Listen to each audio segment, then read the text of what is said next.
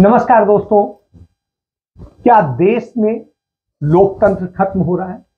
क्या लोकतंत्र की जो सबसे बड़ी संस्था है विधायिका, वो खुद भी अब लोकतंत्र को खत्म करने में लग गई है? कार्यपालिका पर पहले ही सवाल था कि वो लोकतंत्र खत्म करने में लगी है और वो विधायिका और न्यायपालिका पर कब्जा करना चाहती है और जो तथाकथित चौथा स्तंभ है मीडिया, उस पर वो कब्जा कर चुकी है। तो ऐसी स्थिति में सवाल इसलिए उठ रहा है कि आज जब संसद का शीतकालीन सत्र शुरू हुआ तो यह बात सामने है, क्योंकि भारतीय संसदीय परंपरा में संसद के भीतर तमाम समितियां बनाने का प्रावधान है जो निगरानी करती है, सरकार का सहयोग भी करती है और पारदर्शिता, जवाबदेही सबको सुनिश्चित करती हैं। उसके लिए कमेटियां हैं जिसे संसदीय कमेटी कहते हैं। उन कमेटियों में धीरे धीरे विपक्ष को खत्म किया जा रहा है और उसके साथ साथ जो तमाम सारी सवाल उठाने वाली समितियां हैं उनमें खत्म किया जा रहा है। तो यह परंपरा है। जो स्थिति हुई है उन सबको समझिए कि 24 संसदीय समिति होती थी, घटा करके वो 22 कर दी गई। 15 जो है वो लोकसभा के अधीन होंगी और 7 राज्यसभा के अधीन। तो इस तरह से किया गया और किस तरीके से विपक्ष से छीनी गई है इसका उदाहरण देता हूं। सबसे बड़ी होती है लोक लेखा समिति। लोक लेखा समिति से भी कांग्रेस पार्टी से वो छीन ली गई, जबकि जो नेता प्रतिपक्ष होता है या सबसे बड़े विपक्षी दल का नेता होता है उसकी तरफ से नामित होता है या वो खुद होता है, तो उसकी पार्टी से वो बनता है। लेकिन अब वो भारतीय जनता पार्टी ने खुद अपने पास रख लिया है। इसके अलावा जो 4 शीर्ष मंत्रालयों की समितियां थी उनमें विदेश थी, वित्त थी, गृह थी और रक्षा मंत्रालय से जुड़ी स्थायी समितियां थी। उनको भी कांग्रेस पार्टी से छीन लिया गया है, जिनकी अध्यक्षता पहले कांग्रेस पार्टी के पास थी अभी। और ये बहुत पुराना नहीं है जो छीना है, जबकि 2014 के मुकाबले इस समय कांग्रेस के पास में अधिक सांसद है। कांग्रेस के पास में कुल संसद में 83 सदस्य हैं, कुछ राज्यसभा कुछ लोकसभा। तो इस तरह से इसके बावजूद उन्हें सिर्फ एक वन और पर्यावरण की कमेटी दी गई है और उसके बाद उन्हें एक और दी गई है। दोनों सदनों में 36 सांसदों वाली दूसरी सबसे बड़ी जो विपक्षी पार्टी है तृणमूल कांग्रेस, उसको एक भी संसदीय समिति की अध्यक्षता नहीं मिली है। इसके अलावा जो स्थायी समितियों की संख्या है उसको भी, जैसे मैं पहले बता चुका हूं, 24 से 22 किया जा चुका है। इसके बाद आइए जिस तरीके से इसको लेकर के आज कांग्रेस पार्टी के जो लोकसभा में नेता हैं अधीर रंजन चौधरी, उन्होंने यह मुद्दा उठाया और इस पर पूरी बात कही। सर विपक्ष के लिए सदन में कोई कन्वेंशन होते हैं, कोई प्रेसिडेंट्स होते हैं, कोई सुविधा की बंदोबस्त रहते हैं। सर आपने सर इतने सालों से चलते आए जो हमारा परंपरा है सर, ये परंपरा को खत्म करते हुए सारे स्टैंडिंग कमेटी विपक्ष से छीन लिए हैं अपने। और फिर यहाँ एक भारत एक विश्व एक परिवार की बात हमें सुनाया जा रहा है। मैं दूंगा आपको हमें आईटी, जानता हूं मुझे क्या हमारे आईटी ले लिया गया, आपको ले लिया गया, सुदीप बाबू से सर स्टैंडिंग कमेटी चेयरमैन छीन लिया गया। क्या क्यों ऐसा हो रहा है सर? सर ये परंपरा है। आप सुनेंगे बात, आप कहेंगे कि आप सुनेंगे बात सर, आप कहेंगे कि आप कर सकते, आप बहुत कुछ कर सकते, लेकिन कन्वेंशन ये हमारा परंपरा है सर। परंपरा के दौरान विपक्ष को जो सुविधा मिलना चाहिए, जो अधिकार मिलना चाहिए, वो परंपरा को खत्म कर रहे हैं सर आप।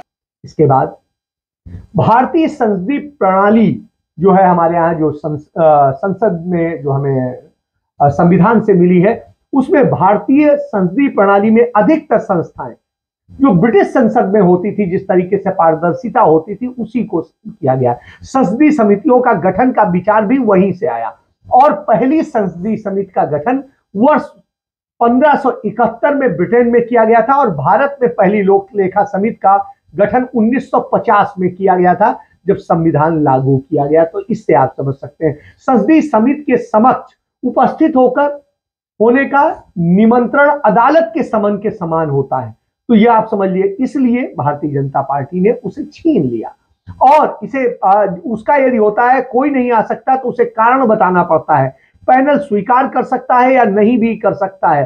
अध्यक्ष को गवाह बुलाने के साथ साथ तमाम सारे अधिकार है, लेकिन बहुमत का समर्थन होना चाहिए। तो आप समझिए उसके बावजूद डर रहे हैं, जबकि भारतीय जनता पार्टी का बहुमत है, फिर भी वह इससे डर रहे हैं। संसदीय समितियां दो तरह की होती हैं, स्थायी और जो अस्थायी, जिसे तदर्थ कहते हैं। और स्थायी समितियां जो है निरंतर चलती रहती हैं, जिन्हें समझिए। और इस प्रकार की समितियों का पुनर्गठन वार्षिक आधार पर किया जाता है। इसमें शामिल कुछ समितियां हैं, जैसे लोक लेखा समिति जो मैंने बताया, प्राक्कलन समिति, जबकि कांग्रेस ने कभी भी भाजपा से नहीं छीना। और प्राक्कलन समिति, सार्वजनिक उपक्रम समिति, सार्वजनिक उपक्रम समिति को जिस तरीके से छीना गया उसका नतीजा है आज देश में तमाम जो है जो राजकीय कंपनियां हैं, सार्वजनिक कंपनियां हैं और उसके अलावा दूसरे उपक्रम है, उन्हें बेचा जा रहा है और कोई कुछ नहीं कर सकता। अनुसूचित जाति, अनुसूचित जनजाति के संबंध में, उनके कल्याण के संबंध में जो मंत्रालय होता है तो उसकी समिति होती है, वो विशेषाधिकार समिति और विभागीय समिति, तदर्थ व अस्थायी समितियों। तो इस तरह से जो समितियां हैं उनको आपको समझना।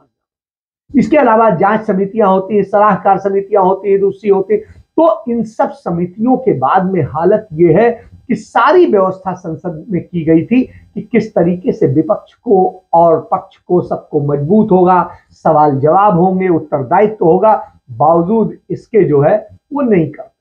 तो जब ये नहीं होता है तो उसी कारण से तमाम चीजों में विवाद खड़ा होता है।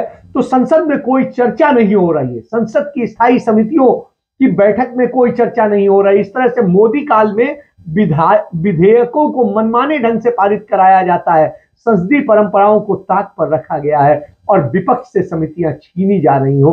तो उस स्थिति में सवाल उठता है कि क्या यह सरकार विपक्ष को जो है रहने देना चाहती है। जैसे इसके अलावा जो आईटी मामलों की समिति थी वो भी कांग्रेस के पास थी, वो भी छीन ली गई। तो इसके अलावा कानून और उससे संबंधित थी, उसको भी छीना गया। तो इस तरह से वित्त विभाग से संबंधित थी, उसे छीन लिया गया, स्वास्थ्य विभाग से संबंधित थी, उसे छीन लिया गया। तो इस तरह से भारतीय जनता पार्टी ने, इस सरकार ने, नरेंद्र मोदी की सरकार ने जिस तरह से छीनी है और उनको छीन करके उन समितियों को अपने जो पिट्ठू तरह के सांसद हैं उन्हें सौंपा है, जिनके योग्यता पर भी तमाम सवाल हैं, सब कुछ है। तो इससे आप समझिए कि क्या स्थिति है। जो तमाम, और यही नहीं कि कांग्रेस के, इसके अलावा सपा के, टीएमसी के, दूसरे और डीएमके से, तमाम से अपने अपने समितियों के उसको छीना गया है। जैसे डीएमके के पास उद्योग मामलों की समिति थी, उसकी जो थी उसको अब वो कर लिया गया। तो इस तरह से तमाम चीजों को छीना जब जाता है तो सवाल उठता है, क्योंकि यह सरकार लगातार लोकतंत्र को कमजोर करने में लगी है। और जब कमजोर करने में लगी हो सवाल उठता है कि आखिर यह सरकार चाहती क्या है। तो इसको आप भी समझिए कि लोकतंत्र को खत्म करने वाली सरकार, यही वजह है कि राहुल गांधी को भारत जोड़ो यात्रा पर निकलना पड़ा और सवाल उठाने पड़ रहे हैं। ये आम आदमी के सवाल कौन उठाएगा। और कांग्रेस पार्टी ने इसीलिए फैसला किया, आज सर्वदलीय बैठक हुई। उस सर्वदलीय बैठक में तमाम सारे जितने विपक्ष के नेता हैं, नेता प्रतिपक्ष, चूंकि मल्लिकार्जुन खड़गे हैं और इसलिए उनके पास, उनके अपने कार्यालय में मिलने, संसद भवन में जो उनका अपना कार्यालय है नेता प्रतिपक्ष का, उसमें मिलने सारे विपक्ष के 13 दलों के सांसद और उनके नेता पहुंचे और उन्होंने चर्चा की। और उसमें चर्चा के बाद में मल्लिकार्जुन खड़गे ने कहा कि हमने 15 पॉइंट बनाए हैं जिन पर हम घेरेंगे सरकार को, तो आप सब साथ दें। और वो 15 पॉइंट जो है वो बहुत है, बेरोजगारी है, महंगाई है, जिस तरीके से अर्थव्यवस्था बर्बाद हो रही है, दूसरी बहुत सारी चीजें हैं, उन सब विषयों पे घेर। तो जब यह स्थिति तो आपको देखा, लेकिन विपक्ष घेर लेगा, बावजूद उसके क्या होगा? क्या यह सरकार सुनेगी, कुछ करेगी? शायद नहीं लगता है, क्योंकि जिस तरीके से सरकार मैनेज करती है उससे आप समझ सकते हैं कि यह लोकतंत्र को खत्म करने का तरीका है। वो नहीं चाहती कोई विपक्ष रहे, और यदि विपक्ष रहे तो वो छद्म विपक्ष रहे, हमारा विपक्ष रहे। और इसका उदाहरण आपको बताऊं कि आज दिल्ली नगर निगम के चुनाव में जब आम आदमी पार्टी जीत जाती है तो अरविंद केजरीवाल यह नहीं कहते कि हम अब केंद्र से हर बात का जवाब लेंगे, बल्कि वो कहते हैं मोदी जी से और केंद्र सरकार के आशीर्वाद से आगे बढ़े। तो आप समझिए, इससे वह आरोप पुख्ता होता है कि वो बी टीम है और आरएसएस के ही है। तो यह चीज आज साबित होने लगी है। इसके साथ अपनी बात समाप्त करता हूं। जय हिंद, जय भारत, वंदे मातरम।